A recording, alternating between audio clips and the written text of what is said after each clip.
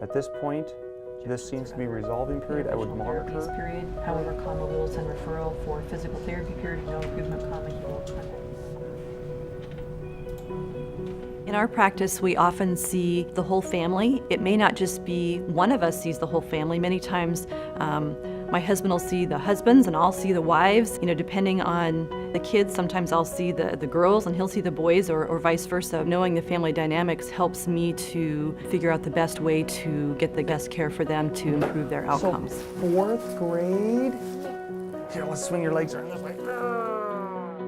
I'm constantly amazed at the subtleties that come up every day. I will know stresses that are going on that they may not be able to relate, but as I hear their symptoms and realize what's been going on in the family, I can start to tease out, is it this or are we really having something else going on? So everything else looks good. I'm glad you're monitoring your blood pressure and your blood sugars. I'll just kind of listen to your heart and lungs and things, and we'll let you loose for the day. How's that? Some shifting of your vertebrae that sometimes gets worse when you're up and moving around. Discs tend to be worse when you're sitting on them. Family physicians like to think of themselves as providing care from cradle to grave. It's truly meant to be the primary source for coordinating health care overall. You need a starting place, and family physicians are the starting place. We should be able to take care of 80 to 90% of what patients need, and maybe more importantly, when we don't know the answer, to engage other specialists to help us solve problems for our patients. It's always more cost effective. It's always better for a patient if they see someone before they get sick or before they have complications from illness, so that those complications can be minimized or they can be kept from getting sick. When you think about how healthcare costs are going to be managed in the future, the appropriate utilization of healthcare all starts with your primary care physician, and it is what's going to change the care in this community over time. Kitsap County has always been underserved with primary care. Since I came here 20 years ago, it's been underserved. We've never met the need.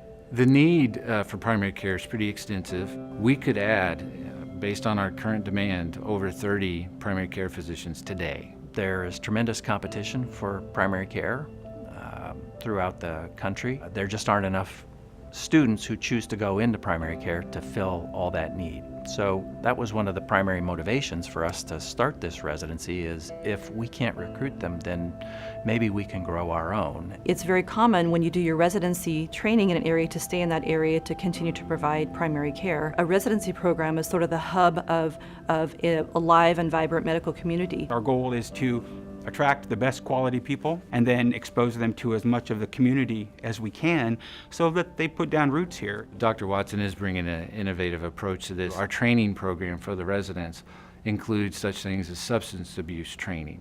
It includes mental health training. We're really meeting very basic community needs that we're not meeting now through the residency program. I think the value of a residency program in any community is huge. To be able to teach qualified professionals to give good medicine forces your medical community to a higher standard.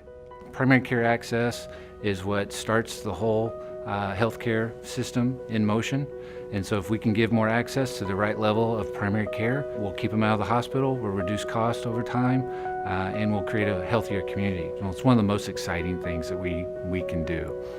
It truly is more impactful than the new hospital will be to the community. And don't get me wrong, that's going to be state of the art. It's going to be a great place to treat and take care of patients and their family members. But the bottom line is we can change healthcare through the residency program. We have broad community support. We have lots of talented people who are going to be working for us.